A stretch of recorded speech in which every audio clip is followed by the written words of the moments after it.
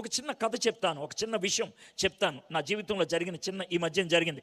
దాన్ని ఆధారం చేసుకొని ఈ 23 వచనాలని మనము కథలాగా చదువుకుంటూ వెళ్తూ దీన్ని ధ్యానం చేద్దాం. ఏంటి అని అంటే, నేను 13, 14, 15, 16 తారీఖుల్లో జనవరి మాసంలో నేను ఈస్ట్ వెస్ట్ గోదావరి ప్రాంతంలో నేను పరిచర్య చేయడానికి వెళ్ళాను. భీమవరం, నరసాపురం ఆ ప్రాంతంలో జనవరి నెల 12, 13, 14, 15 తారీఖులు చాలా ప్రాముఖ్యమైన దినాలు. ఎందుకనంటే ఈ సంవత్సరం ఆ 4 దినాల్లో జరిగినటువంటి కోడి పందాల పోటీల్లో లావాదేవీలు అయింది 3,000 కోట్లు 3,000 crores. ఇది బయటపడకుండా ఎన్ని జరిగినాయో మనకి తెలియదు. ఆ 4 రోజుల్లో కోడి పందాలు జరుగుతూ ఉంటాయి. 16వ తారీఖున నేను రాజమండ్రి నుంచి హైదరాబాద్కి ఫ్లైట్లో వస్తున్నాను. అయితే నేను ఫ్లైట్ ఎక్కగానే నిద్రపోయాను. కొద్దిసేపు అయిన తర్వాత నా పక్కన ఎవరో కూర్చొని తన ఒళ్ళో కోడి పుంజిని పెట్టుకున్నాడు. ఫ్లైట్లో కోడి పుంజిని పెట్టుకున్నాడు. గబుక్కని మెలకు వచ్చింది. వస్తే అతన్ని అడిగా, తను టికెట్ కొన్నాడంట, దానికి కూడా ప్రత్యేకమైన పర్మిషన్ తీసుకున్నాడు. ఆ పుంజికి ఒక షర్టు లాంటిది వేసాడు ఆయన. వేసి దాన్ని ఒళ్ళో కూర్చోబెట్టుకున్నాడు. తను చూసి అడిగాను, సార్ ఇది పందెం పుంజ అని. అవును సార్ అని అన్నాడు. ఎంత ఉంటుంది సార్ దీని ఖరీదన్నా అంటే 1,50,000 దాకా ఉండొచ్చు అన్నాడు. ఒక కోడి పుంజు ఖరీదు 1.5 lakhs ఉండొచ్చు అని అన్నాడు. తనతో నేను కొద్దిసేపు మాట్లాడుతూ, సార్ ఈ పుంజుని ఎలా పెంచుతారు సార్ అని అంటే, ఆయన ఏమన్నాడంటే, సార్ ఎవరు కూడా ఒక పుంజుని పెంచరు సార్, ఒక 5-6 పెంచుతారు. కొంతమంది సిండికేట్గా ఫామ్ అయ్యి ఒక 7-8 పుంజుల్ని ఒకళ్ళు పెంచుతారు. ఈ ఒక వ్యక్తికి నెలకి 15,000 రూపాయలు జీతం ఇస్తారు, కేవలం కోడి పుంజిని పెంచడానికి. తనకి ఇంకా వేరే పని ఉండదు, ఆ కోడి పుంజిని పెంచాలి. తనకి నెలకి 15,000 రూపాయల జీతం. సుమారు 18 నెలలు పెంచితే కానీ అది పందెంలోకి రాదు అన్నారు. 18 నెలలు పెంచితే కానీ పందెంలోకి రాదు. సార్ దానికి ఏం పెడతారు సార్ అని అంటే, మేము రోజు 2 గుడ్లు దానికి తెల్ల సొన తినిపిస్తాం.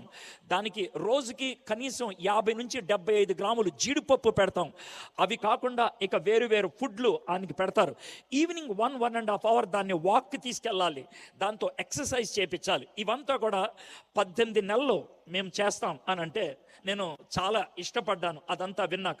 అప్పుడు నేను అడిగాను, సార్ ఈ పుంజు పందెంలోకి పెడితే, పందెంలోకి వెళ్తే పందెంలో ఎంతసేపు అది పోరాడుతుంది, పందెంలో ఎంతసేపు ఉంటుంది అని అంటే, ఆయన అన్న మాట ఏంటి తెలుసా, మ్యాక్సిమం 90 సెకండ్లు ఉంటుంది అన్నాడు.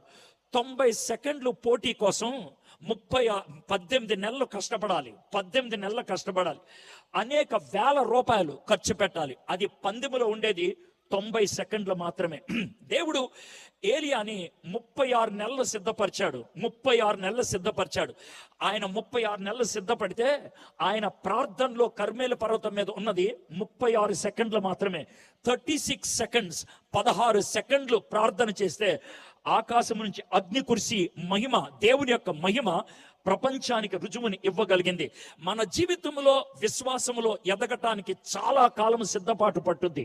It takes a long time to grow in faith.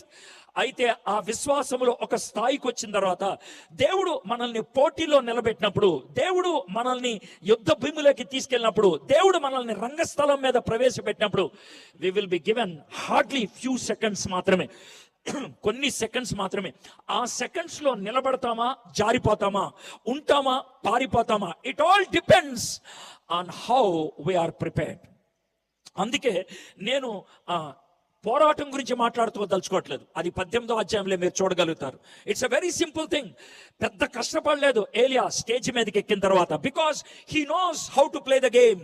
ఆయనకి ఆట ఆడటం తెలుసు కాబట్టి స్టేజ్ మీద పెద్ద తంటాలు పడలేదు. ఆయన తంటాలు పడింది ఎక్కడ తెలుసా, లోన్లీగా ఉన్నప్పుడు, ఒంటరిగా ఉన్నప్పుడు, ఎవరు చూడనప్పుడు హీ వాజ్ ప్రిపేర్డ్.